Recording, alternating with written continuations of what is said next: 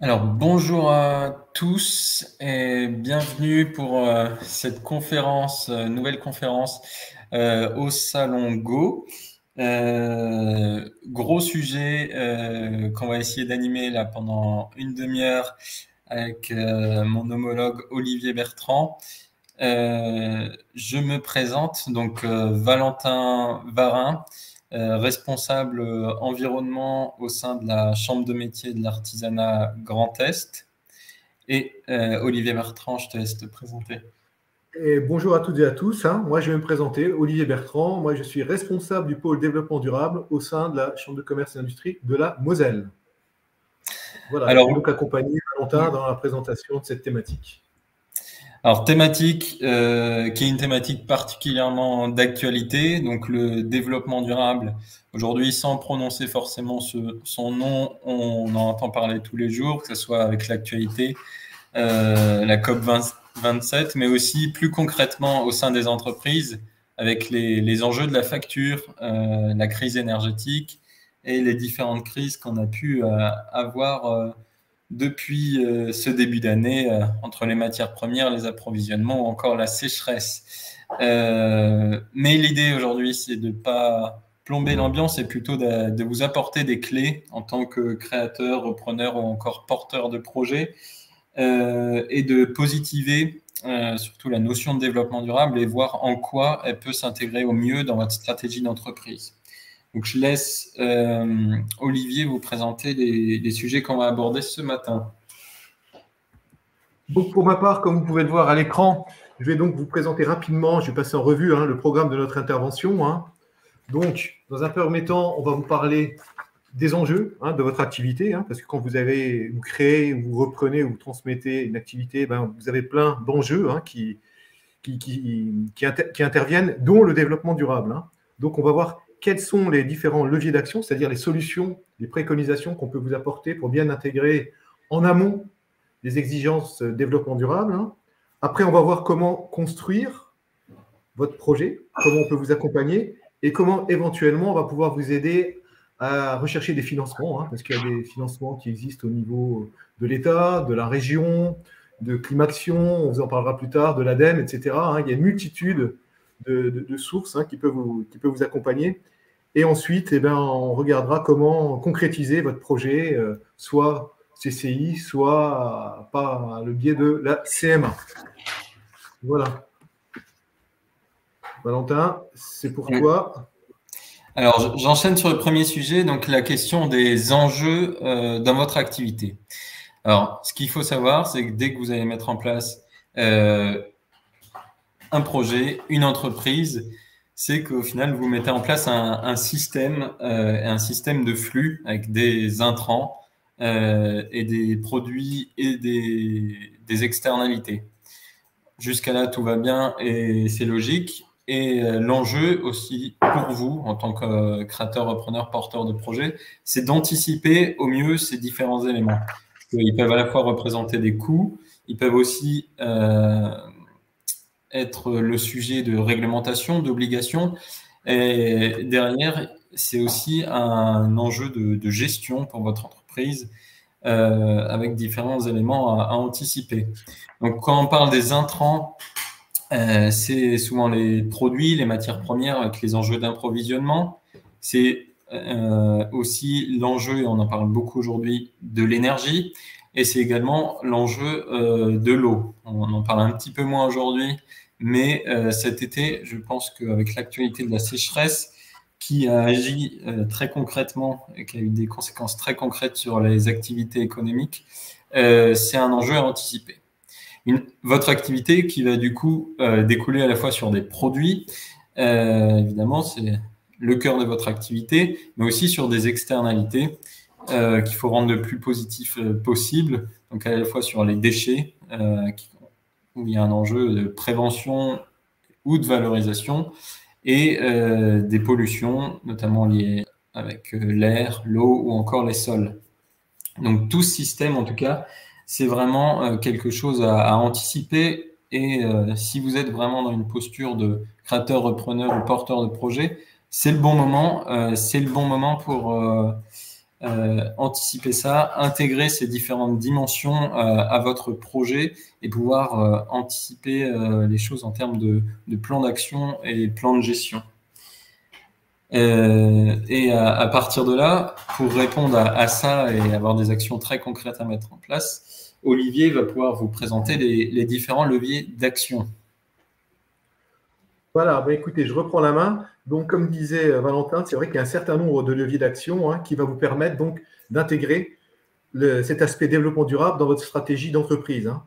Peut-être un petit retour en arrière. Le développement durable, aujourd'hui, on parle essentiellement de la thématique environnementale, mais le développement durable, avant tout, c'est 3 piliers, l'économie, le social et l'environnemental.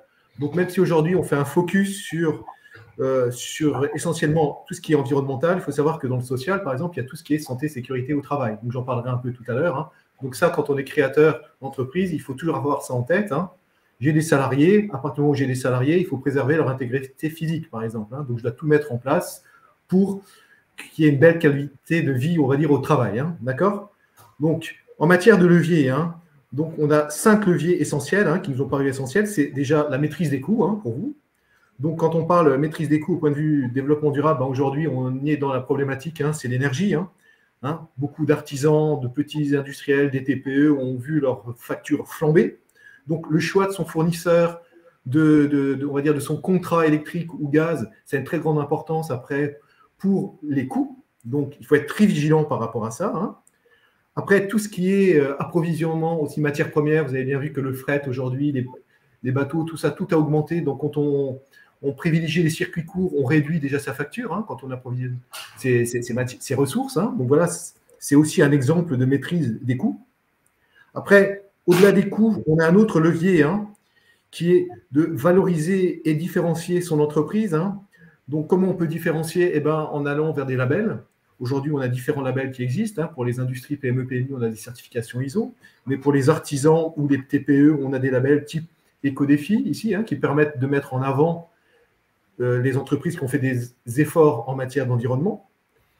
Après, quand vous avez démarré votre activité ou quand vous apprêtez à le faire, je veux dire, il y a toujours des choses à prévoir en amont. Et en matière environnementale, il faut toujours prévoir, il faut toujours faire la prévention, on va dire. Donc, on va évaluer ces impacts, comme disait tout à l'heure Valentin, par rapport à l'eau, par rapport à l'air, par rapport au sol, etc. On va regarder les impacts par rapport aux ressources que l'on va consommer. Donc, on va se poser la question, au lieu d'acheter en Chine, est-ce que je n'aurai pas la même source d'approvisionnement près de chez moi? Vous voyez, donc l'impact environnemental sera beaucoup moins élevé par rapport au transport déjà. Après, un quatrième levier, c'est comment répondre à ces obligations réglementaires. Vous savez que la France est un pays hautement réglementé, il y a plein de législations, et quand on crée son entreprise, on ne peut pas être bon dans tout. Donc, c'est vrai que c'est toujours un problème de connaître exactement toutes les lois qui s'appliquent à son activité. Donc, il y a quelques lois, j'en parlais tout à l'heure en matière de développement durable, en matière de santé et sécurité au travail. Déjà, quand vous créez votre boîte, il faut penser à tout ce qui est document unique, évaluer les risques professionnels. À partir d'un salarié, vous êtes obligé de faire l'évaluation des risques professionnels. Vous voyez. Si vous avez un petit magasin, etc., il faut penser à faire le contrôle des installations électriques, par exemple, 1 fois par an, voire 2 si tout va bien. Vous avez tout ce qui est accès personnes à mobilité réduite, donc vous êtes conforme à tout ce qui est accessibilité. Vous voyez, il y a plein d'exigences réglementaires qu'il ne faut pas oublier de prendre en compte. On viendra aussi tout ce qui est déchets tout à l'heure. Aujourd'hui, vous avez des obligations de tri des déchets, par exemple 5 flux, 7 flux. On vient de passer en 7 flux en 2021. Voilà, donc toutes des obligations auxquelles vous devez être au fait avant de créer votre entreprise. Et puis le 5e levier, c'est comment inciter des personnes à venir travailler chez moi, donc gagner en attractivité. Voilà, c'est l'image que mon entreprise va refléter sur le monde extérieur. Ça va donner envie aux gens de venir travailler chez moi et aux clients de venir acheter aussi des services ou un produit chez moi. Voilà, donc là, je vais passer la main de nouveau à Valentin, qui va vous expliquer un peu plus en détail sur tout ce qui est maîtrise des coûts.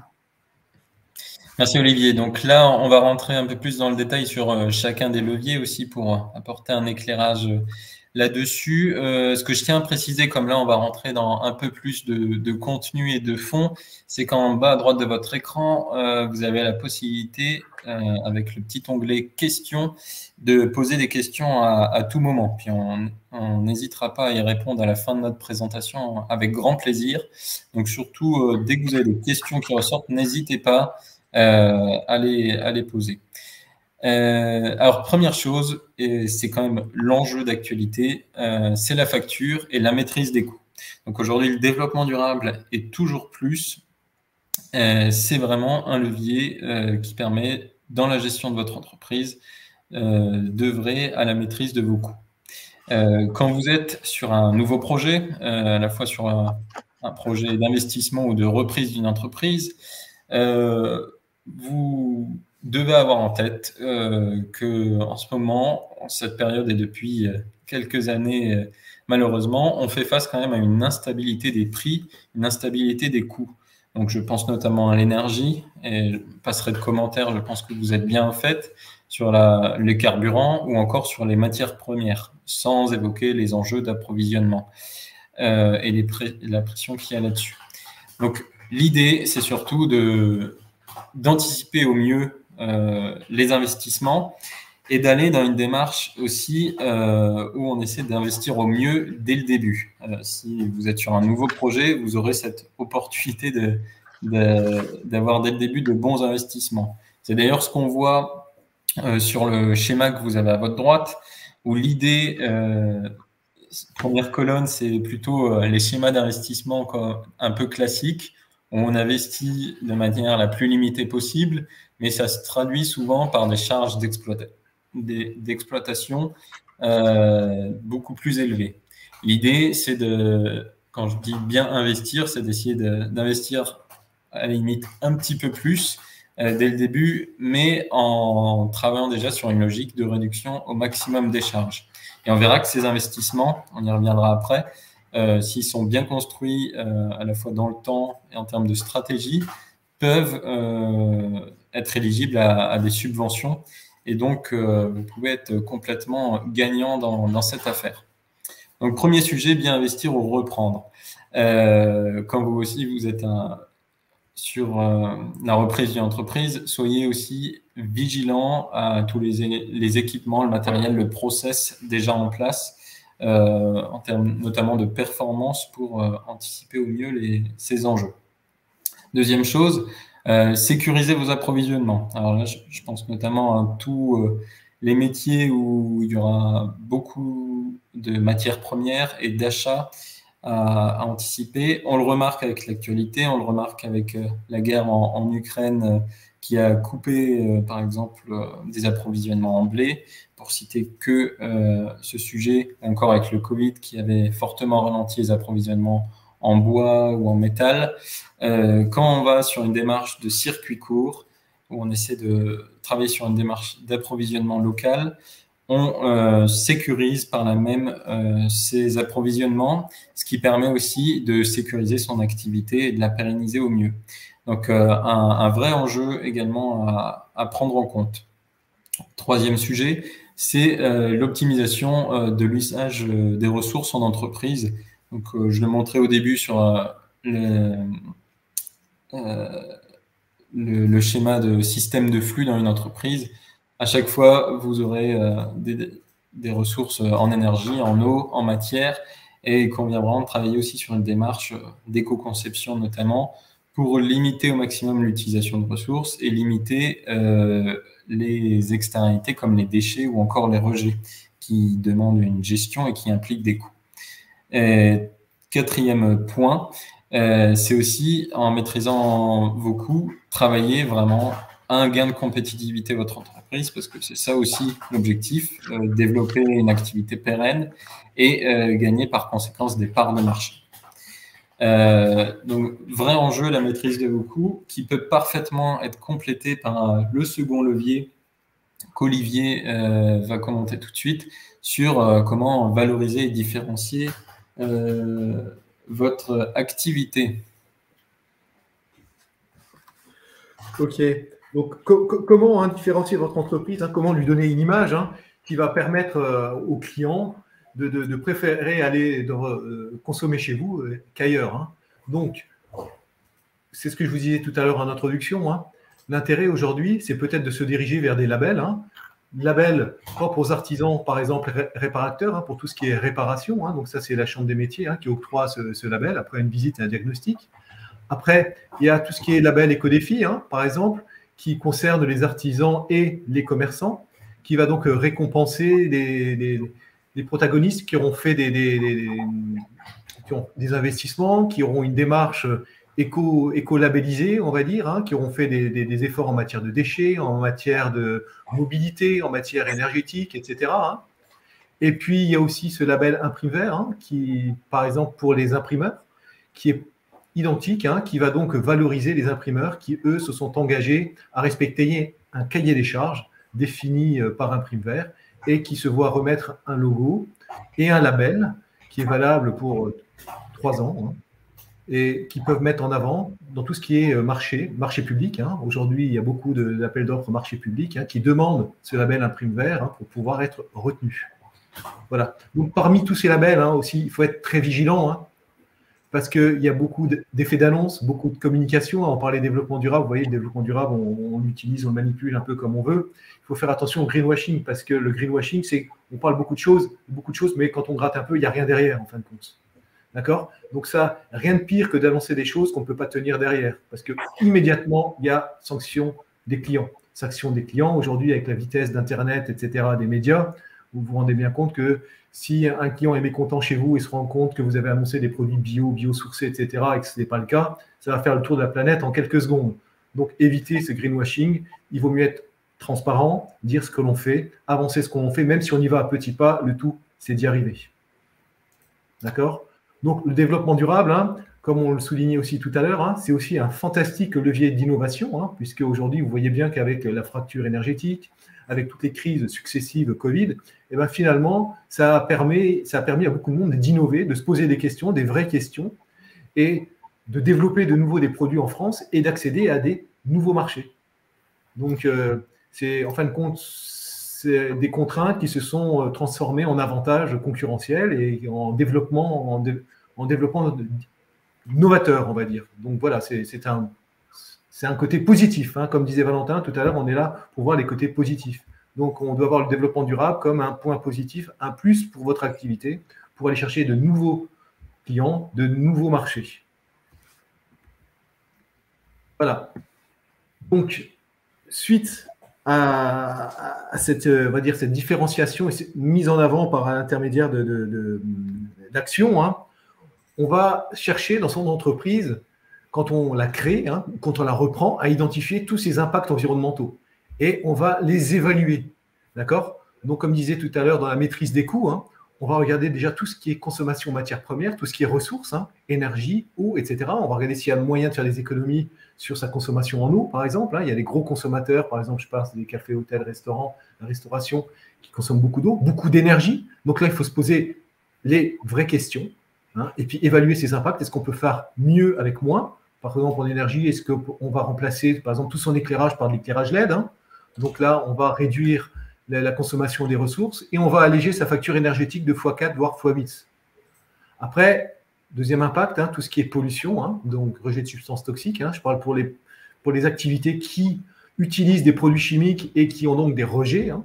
Donc là, on verra après dans la diapositive relative à la réglementation, ce qu'il faut respecter. Donc il faut toujours regarder ce qu'on utilise, ce qu'on rejette dans l'air, dans l'eau, dans le sol, hein, et évaluer ces impacts. Donc on ne peut généralement, tous les produits dangereux, on ne les rejette pas, on les collecte et on les emmène à la déchetterie où on fait appel à des prestataires privés. Donc, pollution de l'air, c'est tous les rejets de polluants atmosphériques. Pollution des sols, c'est lorsqu'on stocke des produits chimiques ou autres sans rétention et il y a possibilité d'avoir des déversements accidentels, hein, qui vont après contaminer les sols, qui peuvent rejoindre les canalisations, qui rejoignent après le réseau d'assainissement, par exemple, et qui vont détériorer le réseau. Donc, il faut se poser la bonne question. Tiens, on va se protéger, on va mettre des bacs de rétention. Comme ça, s'il y a une fuite, on le récupère et on va le faire traiter ou on le met à disposition en déchetterie. Voilà. Donc, ce n'est pas exhaustif, hein, ce que je viens de vous dire, mais c'était pour vous faire prendre conscience, que lorsqu'on a une activité, quelle qu'elle soit, on a un certain nombre d'impacts sur l'environnement et qu'avant de la créer ou lorsqu'on reprend, il faut se poser les vraies questions. Voilà. Donc, une fois qu'on a évalué, on va dire, tous ces impacts environnementaux, souvent, ça sont associés à ces impacts des obligations réglementaires. Je vous parlais des déchets tout à l'heure, je vous parlais eau, je vous parlais des transports. Aujourd'hui, on voit qu'il y a des réglementations qui se sont développées et qui essaient de nous inciter à maîtriser, en fin de compte, nos rejets et à éviter les pollutions. Vous voyez, par exemple, sur la diapo, on a mis les déchets. Donc, les déchets, vous avez tous une obligation de tri des déchets quand vous avez une entreprise. Vous triez tous à la maison vos déchets ménagers et vos déchets recyclables. Lorsque vous avez une activité, que ce soit une petite TPE, une entreprise ou vous êtes artisan, vous avez une obligation. On avait jusqu'à aujourd'hui le tri 5 flux. Le tri 5 flux, c'est ce qui vous oblige à trier le papier carton, le bois, le verre, le métal, etc. Aujourd'hui, on a rajouté 2 autres flux. C'est surtout pour le BTP, à vrai dire. C'est les fractions minérales, c'est-à-dire tout ce qui est tuiles, tout ce qui est résidus de béton. D'accord ? Donc, vous êtes obligé aussi de trier ces flux. Vous avez aussi, en matière de déchets, tout ce qui est responsabilité élargie des producteurs. Vous voyez, quand vous achetez des produits dans les supermarchés, produits électroménagers, vous payez une éco-participation. En fin de compte, l'éco-participation, c'est fait pour financer le démantèlement et la déconstruction, on va dire, de vos produits en fin de vie. Et c'est ce qu'on appelle la REP. La REP, c'est l'obligation qu'ont tous les metteurs sur le marché, les grandes marques électroménagers, par exemple, ou véhicules, à contribuer au démantèlement des produits en fin de vie. Et en matière de déchets aussi, on peut rajouter que vous avez une obligation d'avoir la traçabilité sur tous vos déchets. Si vous faites des traités des déchets dangereux, par exemple, vous avez des huiles, par exemple, on imagine un restaurateur, il a des huiles de friture, il va devoir faire appel à un prestataire agréé et ce prestataire va devoir lui délivrer un bordereau de suivi de déchets. Donc, vous devez pouvoir produire, le cas échéant, la traçabilité de devenir de vos déchets. On rappelle que le Code de l'environnement définit que toute personne est responsable de ses déchets jusqu'à son élimination finale, même si on les remet à un tiers. Ça veut dire que quand on les remet à un tiers et à un prestataire, il faut s'assurer que ce prestataire est dûment habilité à reprendre vos déchets. Il va avoir soit une déclaration en préfecture, soit un agrément. Il ne faut pas remettre ces déchets à n'importe qui. C'est vous qui en êtes responsable. Voilà, on a fait un petit aparté sur les déchets. Maintenant, beaucoup d'entre vous ont aussi des rejets en matière d'eau. Donc, par exemple, on a un garage automobile, donc là, il faut mettre ces produits, on va dire, ces substances chimiques sur rétention. Et lorsqu'on a des rejets, lorsqu'on rejette des eaux dans le réseau autre que domestique, parce que lorsque vous pouvez vous raccorder à un réseau d'assainissement, vous avez 2 solutions. Soit vous êtes à proximité d'un réseau d'assainissement collectif, public, et à ce moment-là, vous vous y raccordez. Donc, vous avez l'autorisation de vous y raccorder, vous la demandez et on vous l'octroie. Mais c'est juste pour les eaux usées domestiques. Maintenant, si vous avez des eaux autres que domestiques, par exemple des produits chimiques que vous rejetez, là, il va falloir faire une demande d'autorisation à la collectivité qui gère le réseau. Et c'est elle qui va vous autoriser ou pas à déverser vos substances dans le réseau.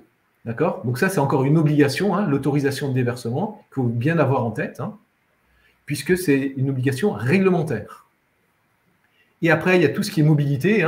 Donc, tout ce qui est mobilité, vous avez vu apparaître, vous avez vu les informations. Aujourd'hui, on parle de ZFE, par exemple, où dans quelques temps, il n'y aura plus que les voitures critères 1, 2, 3 qui auront le droit de circuler en ville.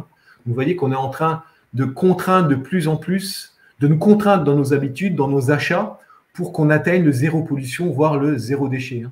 Donc, tout ce que je viens de vous dire, c'est dans cette optique. Donc, on ne va pas passer en revue toutes les obligations réglementaires parce qu'il y a une multitude, mais on est là aussi, nous, les chambres des métiers et les chambres de commerce, pour vous accompagner dans ces démarches. On sait bien que quand vous créez ou vous reprenez une entreprise, vous ne pouvez pas tout savoir. Donc, notre boulot, à nous, c'est de vous accompagner dans ce domaine. Voilà. Après, je crois que je repasse la main à Valentin.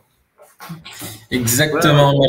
Merci Olivier. Et dernier levier qu'avait évoqué Olivier tout à l'heure, et je vais être bref là-dessus, c'est un enjeu d'attractivité en termes de ressources humaines. Bon, si vous êtes porteur de projet, en général, vous commencez plutôt seul ou avec un effectif très limité. Mais bon, sans doute que vous avez des projections et des idées de développement qui vont intégrer des ressources humaines. le constat qu'on a aujourd'hui face à une situation où on remarque qu'il y a un vrai enjeu et des vraies problématiques de recrutement aujourd'hui au sein des entreprises, c'est qu'une entreprise souvent engagée, qui travaille aussi via le développement durable sur le confort de ses salariés, qui démontre une motivation vis-à-vis d'une telle démarche, c'est aussi un environnement de travail qui va vraiment favoriser la motivation et la fidélisation des équipes. Deuxième chose, c'est encore plus probant aujourd'hui, c'est un environnement et une image de marque qui facilite et qui favorise les recrutements, notamment des jeunes talents. Dans un contexte actuellement où entre entreprises, on est dans un contexte concurrentiel pour avoir les meilleurs recrutements possibles. Donc, je clôt les différents leviers qu'on a évoqués avec Olivier sur cette notion-là, qui reste vraiment une notion d'actualité, ce qui me permet dans la suite de travailler et de vous exposer en fait que sur ces constats, sur ces faits et ces leviers d'action concrets qui sont vraiment à appliquer, à prendre en considération de manière globale dans la gestion d'une entreprise et qui fait qu'on dépasse vraiment le terme développement durable et qu'on y donne tout son sens. Le but, c'est de concrétiser aussi les choses et de structurer son projet d'entreprise ou améliorer son projet d'entreprise en prenant en compte ces différentes dimensions. Projet qui, en général, implique des coûts, des investissements. Donc, la méthodologie pour structurer son projet, c'est souvent en plusieurs étapes.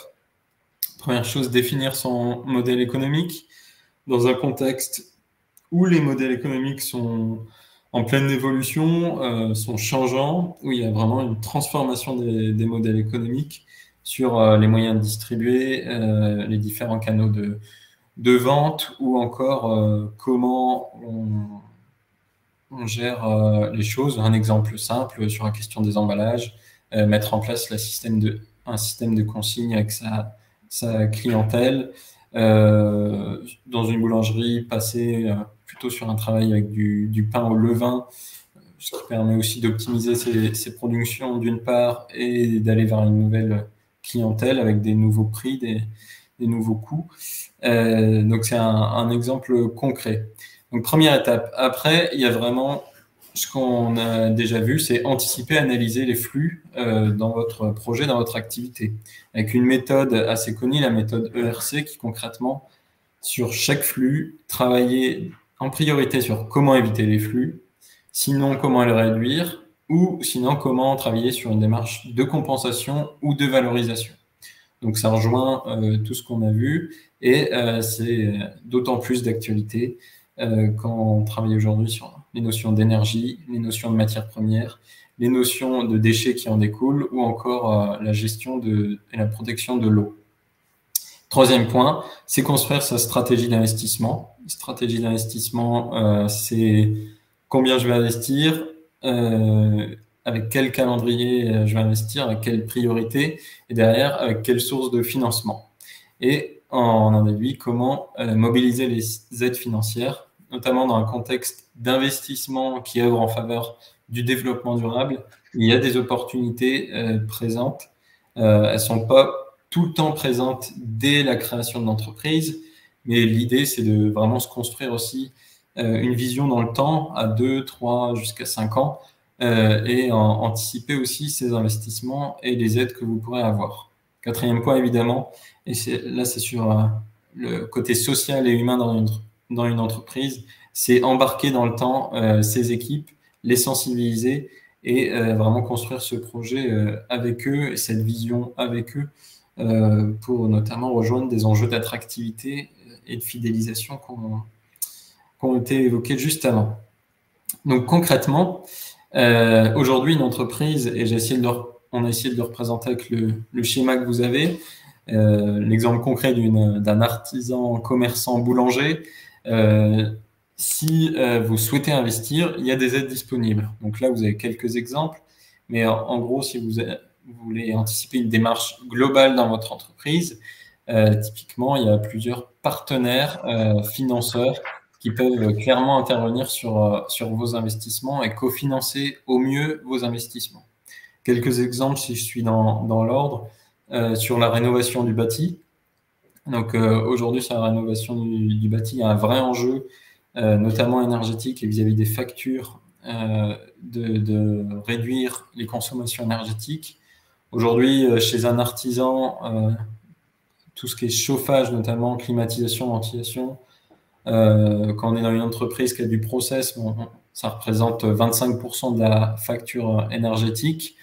Dans un commerce qui n'a pas forcément de process, le chauffage, c'est souvent 50-55% de la facture énergétique. Donc un vrai enjeu à penser rénovation du bâti, à penser rénovation globale, donc travailler pas que sur la toiture, ni que sur les sols, mais sur un ensemble, toiture, sol, isolation des murs, jusqu'à tout ce qui est menuiserie, vitres et vitrines. Donc pour ça, il y a des aides qui existent, les C2E, et des accompagnements en complément de la CMA et de la CCI qui sont possibles, notamment grâce au réseau France Rénov et plus localement avec l'ALEC du pays Messin. La question de la mobilité, c'est un second poste de charge dans les entreprises, avec des obligations qui arrivent petit à petit. Olivier l'a bien mis en avant avec les zones à faible émission, qui obligent quand même petit à petit à aller sur une transition des motorisations. Alors, on va pas tomber dans la réponse facile de dire qu'il faut passer tout le monde à l'électrique. Selon les activités, selon les besoins, selon les pratiques, on accompagne aussi à choisir le bon véhicule. Mais en tout cas, il y a des aides disponibles quand vous allez sur une nouvelle motorisation, un nouveau véhicule. Il y a le bonus écologique d'une part, la prime à la conversion d'autre part, ou encore les aides de Climaction, donc ADEME Région Grand Est, pour investir et obtenir des subventions. Sur tout ce qui est infrastructure de recharge, également, il y a les aides d'Advenir qui permettent aussi de compléter les choses. Aujourd'hui, on en parle de plus en plus avec l'énergie. Il y a deux autres postes de coût importants, enfin un autre poste de coût important qui est l'éclairage. Donc l'éclairage qui représente à la fois des dépenses énergétiques, mais également c'est vraiment un enjeu d'attractivité, comment mettre en valeur vos produits, un enjeu de confort au sein de votre entreprise. Et sur l'éclairage, Olivier a cité l'exemple tout simplement, un vrai enjeu à convertir rapidement votre système d'éclairage par du LED avec de l'automatisation si c'est pertinent. Et pour ça, il y a des aides de Climaction, en particulier de la région Grand Est, mais également des C2E pour investir au mieux. En lien avec la crise énergétique aussi, on est de plus en plus contacté pour des investissements dans les énergies renouvelables et en particulier le solaire, thermique ou photovoltaïque. À noter aussi que Climaction cofinance ces investissements, notamment quand c'est pour de l'autoconsommation. Sur le process, un vrai sujet. Dans notre boulangerie, par exemple, la cuisson et donc le four à pain représentent un enjeu primordial. Donc, à savoir que la région Grand Est, pour tout ce qui est investissement productif, a mis en place un AMI qui s'appelle l'AMI Artisan de demain, donc qui cible principalement les artisans, mais qui permet vraiment d'investir dans de l'appareil productif plus performant. Dernier point, et c'est vraiment aussi pour mentionner l'enjeu lié à l'eau. Aujourd'hui, on n'y pense pas directement, mais quand vous avez une entreprise avec des espaces extérieurs, que vous voulez travailler sur un projet d'extension ou ajouter un récupérateur d'eau pluviale ou travailler également sur un espace de stationnement, vous pouvez intégrer aussi des enjeux liés à l'eau. Et donc, avec, par exemple, des espaces de stationnement qui permettent l'infiltration des eaux pluviales. Parfois, ça coûte plus cher, ces investissements, mais il faut savoir que l'agence de l'eau rameuse peut vraiment très pertinemment aider ces investissements jusqu'à 60%. Donc, c'est vraiment un vrai enjeu. Tout ça pour dire que en investissant bien, en ayant la bonne stratégie et la méthodologie aussi qu'on a esquissée ce matin, vous pouvez vraiment repartir gagnant et on retrouve aussi là tous les enjeux concrets du développement durable avec vraiment des aides à investissement intéressants qui vont œuvrer derrière à l'attractivité de votre commerce, de votre entreprise artisanale en termes d'attractivité, de valorisation, de différenciation et surtout aussi de réduction de vos charges.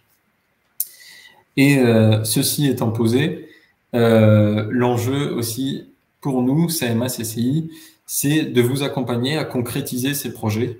Évidemment, il faut les structurer, c'est pas toujours évident. L'accès aux aides, c'est pas tout le temps fluide également, mais on est là aussi pour vous apporter les éclairages, vous apporter du conseil. Et je laisse notamment Olivier décrire rapidement comment la CCI peut vous accompagner en tant que commerçant. Voilà, merci Valentin. Je reprends la main. Et pour compléter ce que disait encore Valentin, surtout n'oubliez pas de nous interpeller quand vous avez un projet d'investissement. Encore hier, je visitais un restaurant où le chef d'entreprise avait investi, mais il ne savait pas qu'il pouvait nous interpeller pour l'accompagner à faire des recherches de financement. Donc il a payé plein pot, comme on dit, alors qu'il aurait le droit à des aides Climaction, par exemple, ou des aides de la région. Donc n'oubliez pas, ayez toujours le réflexe. Soit on vous dit oui, soit on vous dit non, mais au moins vous saurez où vous allez. N'oubliez jamais d'interpeller soit la CMA, soit la CCI. C'est toujours avant les projets. Quand vous avez des aides, c'est conditionné sur des devis. Donc, il ne faut pas avoir enclenché les travaux pour recevoir les aides. Une fois que vous avez fait vos travaux, c'est trop tard pour revenir en arrière. Voilà, donc ça, c'était juste un aparté sur les aides, parce qu'on est trop souvent confronté à des entrepreneurs qui sont passés à côté d'aides financières. Voilà. Donc, moi, pour finir, je vais vous présenter un peu les actions que la CCI met en place pour accompagner les créateurs, repreneurs, etc. Donc, aujourd'hui, on a un parcours création, comme la Chambre de métier peut le faire, qui peut vous accompagner pour vous donner toutes les clés de votre création d'entreprise. Donc, ce parcours essaie d'être le plus exhaustif possible. Mais comme vous avez bien vu lors de notre intervention, il y a tellement de thématiques à connaître que, voilà, après, il y a des experts comme nous vers lesquels il faut revenir et où on peut plus précisément vous aider. Donc, les différentes actions que nous, on mène aujourd'hui au niveau de la CCI, il y a des actions de sensibilisation, c'est-à-dire qu'on met à disposition, moi j'écris une lettre, par exemple, d'infos sur tout ce qui est santé, sécurité, environnement, développement durable, 2 ou 3 fois par an. On a mis à disposition sur notre site, par exemple, pour vous sensibiliser, des guides pour les TPE et des guides pour les commerçants, pour les accompagner dans leur démarche de transition écologique.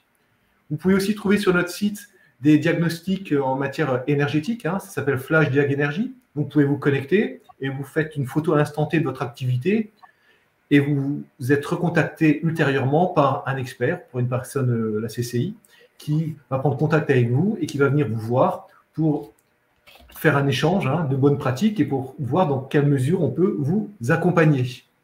D'accord? Donc ça, c'est les visites. Donc, on vient vous voir, on a un questionnaire, on déroule ce questionnaire, puis après, on a des échanges et on va vous faire un plan d'action après avec des préconisations. Après, si le cœur vous en dit ou si vous avez des projets d'investissement, on va aussi vous aider, comme on l'a dit déjà, à rechercher des financements. Ici, on a une cellule d'aide au financement qui permet de rechercher toutes les aides publiques. Pour ma part, moi, je suis plutôt spécialisé pour toutes les aides agences de l'eau, comme l'a abordé tout à l'heure Valentin, tout ce qui est infiltration des eaux pluviales, économie d'eau, séparateur hydrocarbures ou bac à grès, etc. Donc là, c'est plutôt, je travaille avec l'agence de l'eau étroitement, on va dire. Donc ça, c'est des recherches d'aide. Et après, on a donc tout ce qui est label.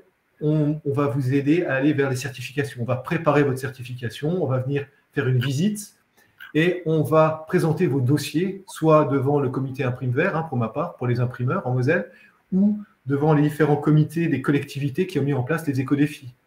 D'accord? Donc, c'est nous qui avons valorisé votre engagement, en fin de compte. Et c'est toujours nous qui sommes, on va dire, la cheville ouvrière entre vous et la collectivité. On est là pour être des facilitateurs, en fin de compte, et pour pouvoir vous accompagner du mieux qu'on peut. Voilà, sur le site de la CCI, vous pouvez aussi retrouver, il y a pas mal de web TV, donc il y a pas mal d'émissions qui ont été enregistrées ces derniers temps, beaucoup de webinaires sur l'énergie, comment faire des économies d'énergie, comment bien choisir son fournisseur d'énergie. Donc, il y a aussi des exemples d'entreprises qui ont fait des efforts et des investissements en matière énergétique, qu'on a mis à la une, et sur lesquels vous pouvez voir aussi sur lesquels vous pouvez voir des petits films. Donc, n'hésitez pas, connectez-vous et regardez, ça peut être riche d'enseignements pour vous. Voilà. Et pour finaliser mon intervention à moi, comme le disait Valentin très justement tout à l'heure, aujourd'hui, pourquoi tout le monde fait un focus sur l'énergie? Parce que les prix flambent. Mais on a bien vu avec l'épisode de sécheresse cette année que l'eau était très rare aujourd'hui. hein, de plus en plus rares, et qu'on allait être confronté de plus en plus souvent à ces épisodes de sécheresse. Aujourd'hui, moi, je vous invite à anticiper, comme le disait Valentin et comme je l'ai dit tout à l'heure, hein, puisque aujourd'hui, l'eau n'est pas encore forcément très chère, donc on consomme comme on faisait avec l'énergie sans compter, mais à un moment donné, l'eau, l'assainissement, les taxes, tout ça, tout va augmenter, donc l'eau va coûter énormément cher. Donc autant anticiper, réduire sa consommation, consommer différemment, et peut-être éviter d'être confronté à une crise qui serait identique à celle qu'on a connue sur l'énergie. Après, tout ce qui est économie circulaire, je pense que vous y êtes sensible. Aujourd'hui, on essaie de réemployer, réutiliser, valoriser. Et en dernier lieu, si on n'y arrive pas, c'est dirigé vers l'enfouissement, mais c'est de plus en plus rare. Et puis, tout ce qui est transport et mobilité, écoutez, il y a plein de plans, des PLU, etc., des PDU, où on peut vous accompagner aussi pour trouver des solutions pour votre société en matière de mobilité ou de plan de déplacement entreprise, par exemple. Voilà. Écoutez, moi, j'en ai fini. N'hésitez pas à nous contacter, c'est tout ce que je peux vous dire. Surtout, il n'y a pas de questions bêtes. On est là, on est à votre disposition, on est là pour y répondre. Donc, surtout, pas de gêne. Voilà. Valentin ?